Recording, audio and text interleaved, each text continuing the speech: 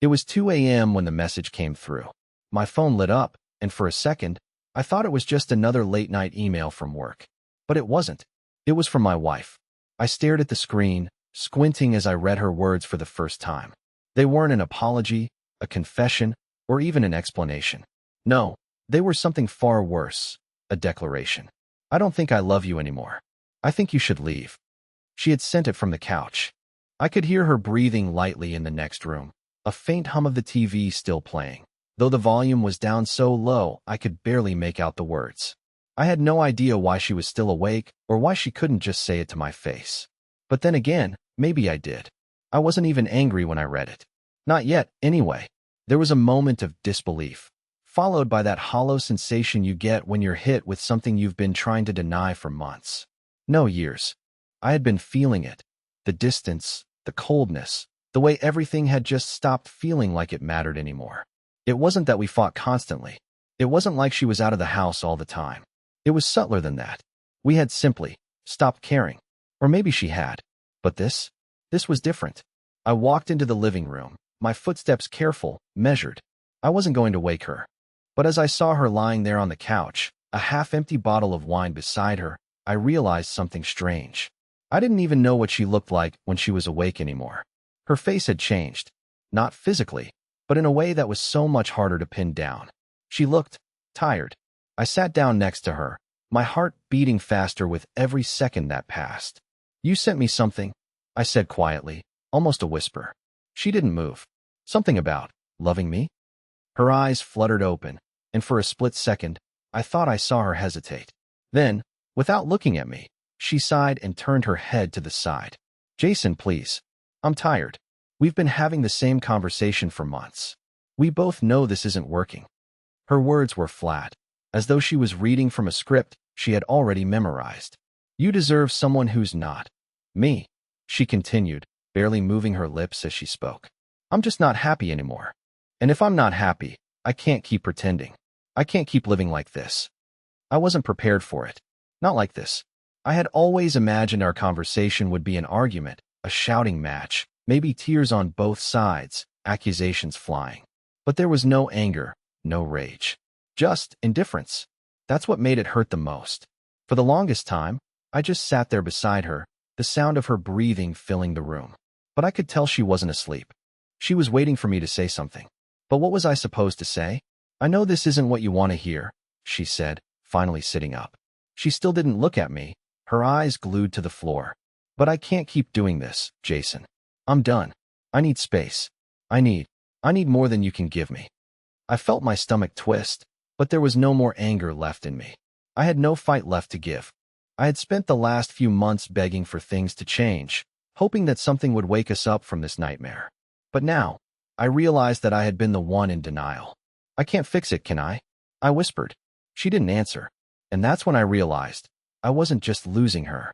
I had already lost her. I stood up slowly, feeling the weight of everything I hadn't said, everything I should have said. "I'll go," I said quietly. "I'll give you space, if that's what you want." She didn't even look at me when I left. But when I turned the corner into the hallway, I heard her whisper under her breath, almost as if she was talking to herself. "Thank you." Those were the last words she said to me before I walked out of the apartment. I didn't take anything. I didn't fight for her, beg her to stay. I just walked. And when I stepped outside into the cold night air, I realized that as much as she might have thought she was in control, I had already made up my mind. I wasn't going to fight for something that was already over. By the time she realized what she had truly lost, I would already be gone. I didn't go far that night.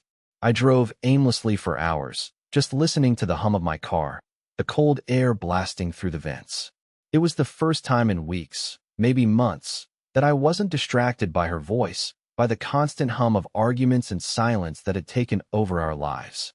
There was a strange peace in the quiet, but it was a peace that felt like a weight on my chest. I couldn't just pretend everything was fine, even if I tried to. I had known for a while that something was wrong, but I never saw this coming. Emily wasn't just tired. She wasn't just unhappy. She had made a decision. She was done with me. She didn't love me anymore. And now, all I had were questions that I couldn't answer. What had happened? When had everything shifted so drastically? Was it the long hours at work? The silence between us? The days we spent just coexisting in the same space, but never really living together? Or was it something else, something deeper, something I never saw coming? I stopped at a diner, the only place open at this hour. The neon lights outside flickered as I walked in, and I noticed the waiter didn't even bother to ask if I wanted a booth. He just pointed to the far corner, where a single table sat with an empty cup of coffee and a menu I had no intention of reading. As I sat down, I felt the weight of my thoughts crashing over me. My hands shook slightly as I picked up the cup of coffee that had long since gone cold, but I didn't care. The taste of it was bitter, almost as if it matched the bitterness in my mouth. It wasn't the coffee, though. It was everything else. I thought about all the little things I had done over the years. The surprise date nights, the dinners I cooked when she had long days at work, the constant attempts to remind her that I was there for her. But in the end, none of that mattered. She wasn't here anymore, and I was starting to wonder if she ever truly was here, even when she physically was. I paid for the coffee and got back in my car, my mind racing with 1,000 thoughts. Where could I go now? I had no place to turn. No place that felt like home. Not anymore. My mind drifted to my old friend, Kyle. We hadn't spoken in years, but he had a cabin out by the lake. It was a long shot, but maybe it was time to find some space of my own. Time to get away from the memories that still clung to the corners of my mind like shadows. By the time I got to Kyle's cabin, the sun was barely starting to rise. The first light of morning peeked through the trees, casting long shadows across the dirt path that led to the porch. I didn't even bother knocking. The door was unlocked, just as it always had been. It was a place of escape, a place where time seemed to slow down. Kyle wasn't home, but I knew he wouldn't mind. He hadn't been back here in months. It was just the kind of place to disappear when life got too heavy. I sank into the worn-out couch and stared out the window at the calm lake. The silence felt both soothing and suffocating at the same time. It was peaceful, but the stillness reminded me that I was alone. Alone with my thoughts. Alone with my failure. I thought about Emily again. I thought about how she had said she needed space. How she had needed something more than me. But what exactly was it that she needed? What was it about me that had turned her away? Was it something I had done? Something I hadn't done? I pulled my phone out of my pocket and stared at it for a long moment. I knew I shouldn't call her. I knew I shouldn't even be thinking about it. But I couldn't help it. I still cared about her. I still loved her, despite everything. I hesitated, my finger hovering over her name. But I didn't press it. Not yet. I needed to understand. I needed to hear it from her. I needed to know if there was any chance of fixing this, or if I was just a ghost in her life now. I couldn't keep running from the truth. Not anymore. I woke up the next morning to the sound of birds chirping outside the cabin. The sun had fully risen, casting golden light across the lake. But inside, everything felt dark. The weight of last night, of everything that had been said, was still pressing on me. I had spent the better part of the night tossing and turning, wrestling with my thoughts, but sleep never really came. How could it? My mind kept replaying Emily's words. I think you should leave. Over and over again. And every time, it stung a little more. I grabbed my phone, something I had been avoiding for hours, and checked the time. It was almost noon. I hadn't heard from her. No texts. No calls. It was as if she had already erased me from her life. But I wasn't sure how to feel about that. Part of me wanted to reach out, beg her for an explanation. But the other part, the part that was starting to feel more real, knew that I had to let go. I stepped outside to get some fresh air, needing to clear my head. The cool breeze hit my face, but it didn't help. I felt disconnected from everything. I wasn't sure what I was looking for anymore. I had come to this cabin to escape, but all I was doing was running from the truth. The truth that Emily had made a choice. And I wasn't part of that choice. The more I thought about it, the clearer it became. The life I had spent building with her was now just a pile of shattered pieces I had no idea how to put back together. How had we reached this point? When had things gone so wrong? I spent the entire afternoon wandering the trails around the cabin, hoping to find some kind of clarity. The landscape was breathtaking, tall pines lining the shores of the lake, the water calm and still, as if it had no idea what turmoil was happening in my life. I was searching for something, anything, to make sense of it. But I didn't find answers. By the time I returned to the cabin, I realized I couldn't keep avoiding the truth. Emily wasn't going to come back. She had made her decision, and I had to respect it, even if it felt like the hardest thing I'd ever done. She had moved on. Maybe she had moved on a long time ago, and I had been too blind to see it. I thought of her, of everything we had shared, and I felt the sting of her absence. But I couldn't stay in this limbo forever. It was time to do something. I had spent so much time trying to keep us together, but now I had to face the fact that the only person I could control was me. And that meant leaving. It meant moving on, too. I finally did what I had been avoiding for hours. I dialed her number. The phone rang for what felt like an eternity before she picked up. "Jason," she said, her voice flat, like she was bracing for something. I paused, unsure of what to say, but somehow, the words came out. "I'm leaving, Emily. I'm done waiting around, wondering what went wrong. I need to move on. And I think you do too." There was silence on the other end for a long moment, and for a split second, I thought she had hung up. But then she spoke, her voice breaking. "I didn't want this, Jason. I never did," she whispered. But it wasn't enough. I had heard those words too many times before, and they didn't mean anything anymore. "I know. I'm not mad. I can't keep doing this. I need something more than what we have, and I think you do too." She didn't argue. She didn't try to convince me to stay. It was as if she had already accepted it. And in that moment, I realized I had, too. "I'm sorry, Jason. I never wanted to hurt you," she said softly, but her voice felt distant. "Goodbye, Emily," I replied, before ending the call. And just like that, I hung up. I sat there in the silence of the cabin, the weight of the conversation settling in. The decision had been made. It wasn't about who was right or wrong anymore. It was about what we both needed, what I needed. And as hard as it was to admit, staying in the past wasn't going to fix anything. I gathered my things, packed up my car, and drove away. No destination in mind. No final goodbye. But as I drove down that dirt road, heading back to the world I had tried to escape, something changed. I was no longer the man who had clung to the hope of a future with Emily. I was no longer the man who begged for her love. I was someone else now. I didn't realize how much time had passed until I looked up and saw the sunset. The sky painted in hues of orange and pink. The drive had been long, the road winding and unfamiliar, but I had barely noticed. I wasn't in a hurry anymore, and yet, I couldn't bring myself to slow down. I kept driving, not really sure where I was headed, just needing to put miles between myself and the life I had left behind. My phone buzzed in my pocket, snapping me out of my daze. I pulled over to the side of the road, wondering if it was her. My heart still raced every time I thought about Emily, even though I knew she had already moved on. But when I checked the screen, it wasn't her name. It was Kyle. Kyle and I had been friends since high school, and honestly, I hadn't talked to him much in the past few years. We drifted apart after I got married. He was always the type to disappear when things got too serious, always afraid of commitment. But I couldn't say no when he reached out, especially now, when everything felt so fractured. He had a way of making me laugh, of making everything feel lighter. "Hey man, you up for some company?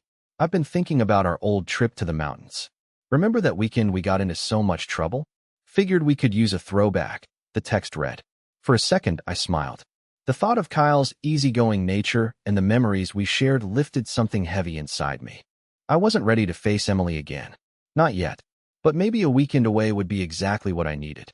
I texted him back, agreeing to meet him at the cabin in a few hours. As I drove the remaining distance to his place, I thought about what I was running from. It wasn't just Emily. It was everything. The quiet nights spent alone, wondering where we went wrong. The constant feeling of being second to everything else in her life. Her job, her friends, her own aspirations.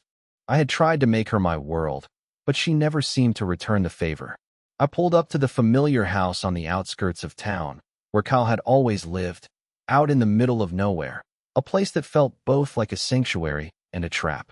The porch light flickered as I approached the door, and Kyle greeted me with that crooked grin of his, the same grin that had gotten us into trouble back in high school. "Hey man, long time no see," he said, clapping me on the back with a force that nearly knocked me off balance. I smiled. "Yeah, it's been a while. Feels good to be out of the city." We headed inside, and as I stepped into the house, I felt an unexpected sense of relief. Kyle's place was always a mess, but it was the kind of chaos that made you feel at home. I dropped my bag on the couch and poured myself a drink, feeling the tension from the past few days start to slip away. "You look like hell," Kyle said, taking in my appearance. "What's going on, man? You look like you've seen a ghost." I sighed. The the weight of everything I'd been carrying starting to settle in. It's Emily. I think we're done. She told me she doesn't love me anymore. She said I should leave. Kyle's face softened, and for the first time in a long while, I felt like someone truly understood. He didn't say anything for a while, letting the silence stretch between us as he poured himself a drink. You know, you've been talking about this for a while, he finally said. Maybe it's time to let it go? If she's not happy, you can't keep chasing something that isn't there anymore. I shook my head, running a hand through my hair. I don't know. I can't stop thinking about her. She's always been there. She's everything I've known for the last few years. And now it's like she's gone, just like that. Kyle looked at me, his eyes serious for once. Listen, man. Sometimes, you have to lose something to realize you're better off without it. And maybe this is your chance to find out who you really are without her. You can't keep holding on to someone who isn't holding on to you. I didn't want to hear it. Not from him, not from anyone. But deep down, I knew he was right. The problem was, I wasn't sure if I could ever get used to it. Maybe you're right, I said quietly, staring into my drink. But it's not that simple.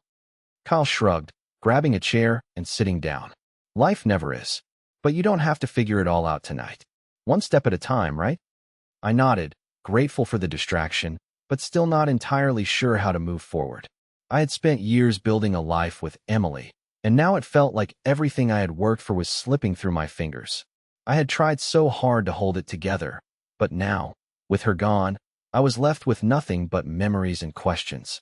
The night passed in a blur of laughter, old stories, and too many drinks, but I couldn't shake the feeling that I was still running. Running from the truth. Running from the reality that Emily had made her choice, and there was nothing I could do to change it. As I lay in bed that night, staring at the ceiling, I realized something. Maybe Kyle was right. Maybe it was time to let go. But I wasn't sure if I was ready to face what came next. The following morning, I woke up to the soft sound of birds singing outside, the kind of peaceful morning I hadn't had in a long time. I stretched my legs out, feeling the sheets twist around me as I slowly sat up. The hangover from last night's drinking was barely noticeable, but the weight of everything else, my fractured life, my failed marriage, and the endless cycle of guilt and regret, was still there, sitting like a rock on my chest. Kyle was already up, of course. He always was. He had that energy, that relentless optimism that I had once admired, but now it felt like an irritant. I needed to focus, to think. I couldn't keep running forever, even though running away felt like the easiest thing to do. I walked into the kitchen where Kyle was making coffee, the smell filling the cabin with a sense of normalcy that I didn't know I needed. He turned when I walked in, grinning as if nothing had happened, as if I hadn't just been broken down by the woman I thought I would spend my life with. So what now? He asked, his voice casual but somehow probing. Are you just going to stay here for a while or what? I hesitated before answering, unsure of how to respond. I don't know. I don't want to go back to the city. Not yet. But I can't keep running away from it, either. Yeah, man. I get it. He handed me a cup of coffee and sat down across from me. But you know, running isn't the same as healing. It doesn't fix anything. I nodded, though I wasn't sure I agreed. The thought of going back to the life I had left behind, going back to the place that reminded me of everything I had lost, was unbearable. I wasn't ready for that. Not yet. I spent the next few days at Kyle's cabin, trying to piece together some kind of plan. I wasn't sure what I was waiting for. Maybe some kind of sign. Maybe some kind of clarity that would tell me what I was supposed to do next. But all I had were more questions, more pain, and the growing feeling that Emily's absence was becoming more permanent by the day. It was during one of these days that I got the call. I had stepped out for a walk, trying to clear my head, when my phone buzzed in my pocket. The number was unfamiliar, but I didn't hesitate. I answered, though I already had a sinking feeling in my gut. Jason? It's Emily. I froze. My hand gripped the phone tighter, as if I could somehow hold on to the sound of her voice without getting too lost in it. I need to talk to you, she said, her voice soft but full of urgency. I wasn't ready for this. I had spent days convincing myself I didn't need her, that I could let go. But now, hearing her voice again, something inside me snapped. The walls I had so carefully built around my emotions started to crumble, piece by piece. What's going on, Emily? I asked, trying to keep my voice steady, but it cracked. I couldn't help it. I don't know how to say this, but I made a mistake. I shouldn't have said those things. I was angry, and I pushed you away when I should have been holding on. I could barely breathe.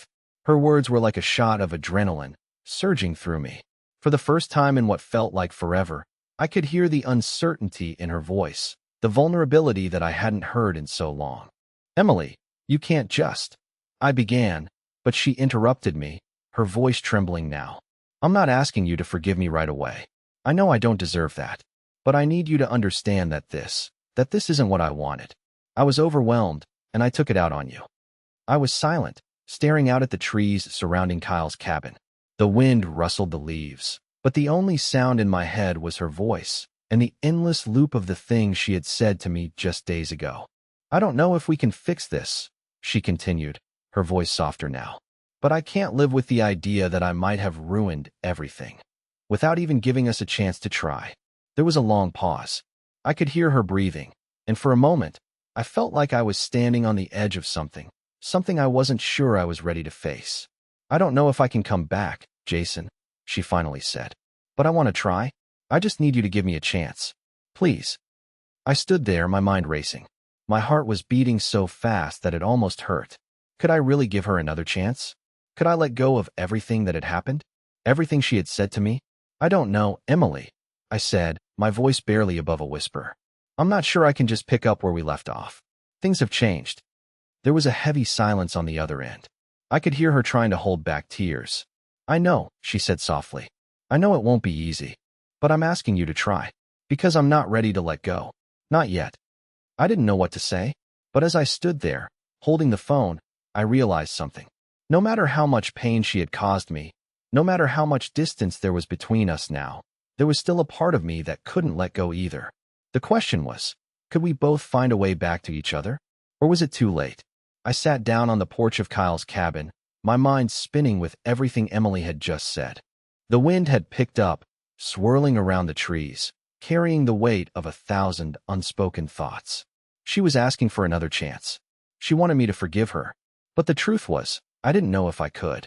I didn't know if I could look past all the words she had thrown at me just days ago. The words that had shattered everything I thought we were. For the longest time, I had believed that if I loved her enough, things would work out. But now, I wasn't so sure anymore. She had made her choice. She had told me she didn't love me. And then, out of nowhere, she called and said she made a mistake. I didn't know what to believe anymore. Kyle came outside and sat next to me without saying a word. He didn't need to ask who was on the phone. He already knew. We had been friends long enough to understand each other without speaking. You need to think this through, man, he said, his voice low, but not unkind. I know it's hard. It's been hard for you from the start. But you can't just jump into something that's been broken. You have to ask yourself, is she really sorry? Or is this just a way for her to feel better about what she did? I didn't want to hear it. I didn't want to face the possibility that she might not be genuine. But a small part of me knew Kyle was right. I couldn't just forgive her because she asked. I had to be sure that she had changed, that she was really willing to try. But how could I know that for sure? How could I trust her again? I don't know, Kyle, I muttered, my eyes on the ground. I feel like I'm being pulled in two directions. I still love her. But after everything, can I ever trust her again? You're asking the right questions, man, Kyle said, slapping me gently on the back. But only you can decide what's worth fighting for. I sat there for a while, processing what Kyle had said. The sound of the wind and the distant call of birds were the only things that filled the silence. There was no rush, no deadline, but I knew I couldn't ignore it forever. That night, I lay awake in the cabin, staring at the ceiling, my thoughts a whirlwind of doubts, regrets, and fragments of old memories. I thought about the first time I met Emily, how she smiled at me across the coffee shop, how everything seemed perfect in those early days. I thought about the way she used to laugh at my jokes, the way we'd stay up late talking about our future, about our hopes and dreams. It seemed so far away now, like someone else's life. I thought about the time she had surprised me with a trip to the beach for our anniversary, how she had made me feel like I was the center of her world. That was the woman I had fallen in love with. But somewhere along the way, we had drifted apart. I had let her slip through my fingers without even realizing it. I had ignored the warning signs. And now here we were. I couldn't keep playing this game of what if forever. I needed answers. And if I was going to move forward, I needed to face her. I needed to have that conversation, the one I had been avoiding. The next morning, I packed up my things, leaving Cal a quick note saying I'd be back later. I didn't know how long I would be gone, but I knew I couldn't put it off anymore. I had to do this. For me. For us. The drive back to the city was long, but it gave me plenty of time to think. I replayed the phone call over and over in my head, wondering if I was making a mistake. Should I go back to her? Should I just cut my losses and move on? When I finally reached the apartment, I didn't go inside. I stood outside the door for a long time, just staring at it. The place that had once felt like home now felt like a prison. But I couldn't turn back. I couldn't run forever. I took a deep breath and rang the doorbell. It was Emily who answered. She looked the same, tired, worn, but there was something in her eyes that hadn't been there the last time we spoke. It was vulnerability, guilt. She stepped aside, gesturing for me to come in. "Jason," she said softly, her voice cracking. "I didn't know if you'd come. I didn't know what you would say." I didn't say anything at first. I just walked past her into the living room, feeling the weight of everything settle over me again. The furniture was still in the same place, the pictures on the walls still the same, but everything felt different. It felt foreign. She sat down on the couch across from me, not sure what to say next. I could see the pain in her face, but I wasn't sure if it was real, or if it was just guilt. "You said you wanted to talk," I said, my voice steady, but my insides were a mess. "So let's talk." She nodded, her hands fidgeting in her lap. "I know I hurt you, Jason. I know I made a mess of everything. I was selfish, and I didn't know how to fix it. I was scared, and I pushed you away because it was easier than facing what was really happening between us. I didn't want to see it." I didn't respond right away. Part of me wanted to believe her, but the other part, the part that had been burned by her before, wasn't sure if I could ever trust her again.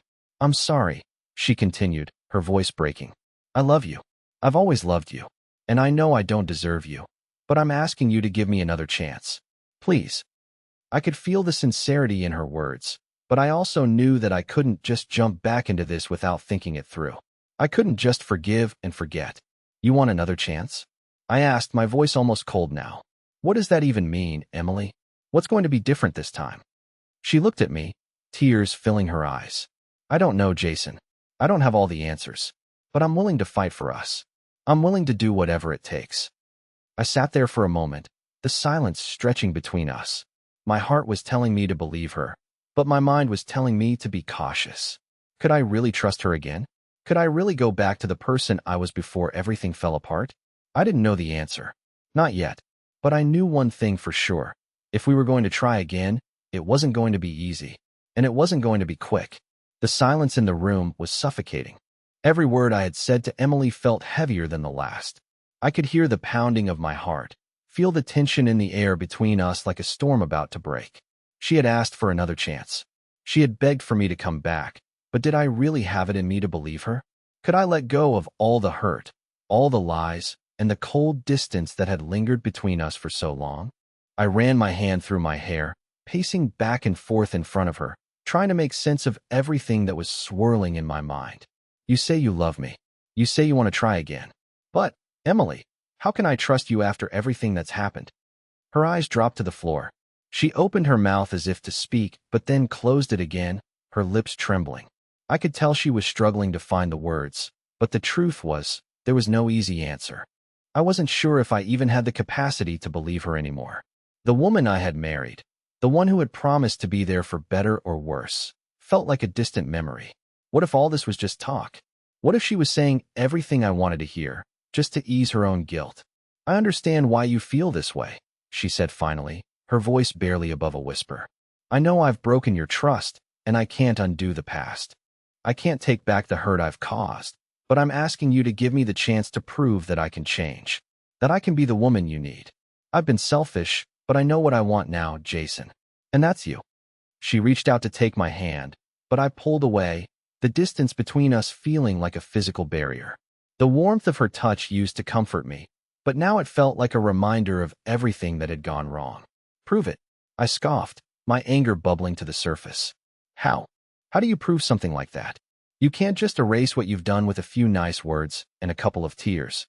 I saw her flinch, but I couldn't stop myself. My voice shook with frustration, but there was an edge of pain in it that I couldn't hide. "You told me you didn't love me. You told me you were better off without me. And now, you want me to just forget all that?" She stood up, her eyes red but firm. No, I don't expect you to forget. I don't expect you to just forgive me right away. But if you give me the chance, I'll show you that I can be the person you fell in love with. I can't change overnight, Jason, but I will spend the rest of my life trying to make it right. I wanted to believe her. I really did. But the truth was, I didn't know if I could. The trust between us had been shattered so many times that I couldn't even remember what it felt like to rely on her. To know that she would always be there, that I could count on her no matter what. I sat back down on the couch, rubbing my temples as the weight of the decision began to settle in. I had spent so much time chasing after a love that was slipping through my fingers. I had invested everything I had into making our marriage work, but it seemed like no matter what I did, I was always falling short. The reality was, Emily wasn't the same person I married. And neither was I. We had both changed. We had both hurt each other in ways that couldn't be undone. I don't know, Emily, I said, my voice strained. I don't know if I can just go back to the way things were. I don't know if I can go back to us. Her face crumpled, and for a brief moment, I saw the woman I used to love. The one who had stood beside me through everything. The one who had promised me forever. But that woman felt like a ghost now, haunting me with her memory. I'm asking you to try, she whispered. Just try. We don't have to fix everything overnight, but I need you to give us a chance. Please. I stared at her, the weight of the decision pressing down on me harder than anything I had ever felt before. I wanted to say yes. I wanted to say that I could forgive her, that I could start fresh and forget everything that had happened. But could I? Could I really build a future with someone who had broken my heart so many times? I stood up, pacing the room again, as my mind raced. My heart was telling me one thing, but my mind was screaming at me to walk away. This wasn't just about love anymore. It was about survival, about protecting myself from more pain. I turned back to Emily, my jaw clenched. I can't promise you anything right now, I said, my voice tight. I can't give you an answer right now, not until I figure out what I really want. I need time. I need space to think. I saw the disappointment in her eyes, the hurt flashing across her face, but I couldn't help it. This wasn't just about her. This was about me. I had to find a way to heal, to rebuild the trust one had lost, and that wasn't something that could happen overnight. I need to go, I said, my voice barely above a whisper. I'll call you when I'm ready to talk more. But right now, I need to be alone. Emily nodded, her lips pressed together in a thin line. She didn't say anything else as I walked out of the apartment. I didn't know where I was going, but I knew I couldn't stay there. I couldn't face her again until I figured out what I really wanted. Until I figured out if there was even a way back. As I stepped into the elevator, I could feel the weight of the decision hanging over me. This wasn't just about choosing whether to forgive her. It was about whether I could forgive myself for everything I had allowed to happen. Could I ever really move on from the past? The questions kept swirling in my mind as I stepped out of the building and into the unknown, my future hanging in the balance. The days that followed were a blur. I stayed in a small hotel near the lake, trying to clear my mind, to sort through the emotions that had been overwhelming me for so long. Emily's words, her plea for a second chance, echoed in my head, but the more I thought about it, the more I realized that I couldn't just let it all go. I couldn't pretend that what we had was disposable, that the years we had spent together didn't matter. I spent time reflecting, walking along the lake, letting the peaceful solitude help me center myself. I thought about the good times we had shared, the moments when I truly felt like we were a team. I thought about the way she had always supported me, even when I didn't deserve it. There was love between us, I knew that much. But the question was it enough?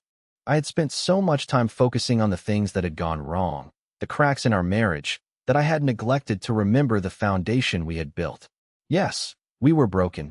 Yes, we had both made mistakes. But could we rebuild? Could we take what we had learned from our mistakes and start over? I knew the answer wasn't simple. There was no guarantee that everything would fall into place. But I also knew that I couldn't walk away without trying. We both deserved that chance. So I called her. It wasn't dramatic. There was no grand speech. But when Emily picked up, I could hear the relief in her voice. The tension that had been hanging between us for so long seemed to lift, even through the phone line. I'm ready, I said simply, my voice steady but full of emotion. I'm ready to try again. There was a long pause on the other end, and I could hear her breathing shakily, as if she was holding back tears. Are you sure? She asked, her voice barely above a whisper. Yes, I said, smiling to myself. I'm sure. But this time we do it right. No more pretending. No more holding back. We both have to be all in. When we hung up, I felt something I hadn't felt in a long time. Hope. It was fragile, but it was there. I didn't know what the future held for us, but I knew one thing. We were going to fight for it, together. A week later, I was back at the apartment. Emily had been waiting for me, standing at the door when I arrived. I didn't know what to expect. Part of me thought she would be hesitant, unsure if I was truly ready to take the leap with her. But when I stepped inside, she wrapped her arms around me, and for the first time in a long time, I felt home. We didn't have all the answers. We didn't even know where to begin. But we knew that the only way to move forward was together. No more walls, no more games. Just the two of us, facing whatever came next, with a renewed commitment to one another. It wasn't easy. The road ahead would be full of challenges, and there would be moments when we stumbled. But I finally understood that love wasn't just about the perfect moments. It was about growing through the difficult ones. It was about choosing each other every day, even when things got hard. We were starting over, and that was all that mattered. The end of one chapter wasn't the end of the story. It was just the beginning of something new. And for the first time in a long time, I felt ready to write it with her.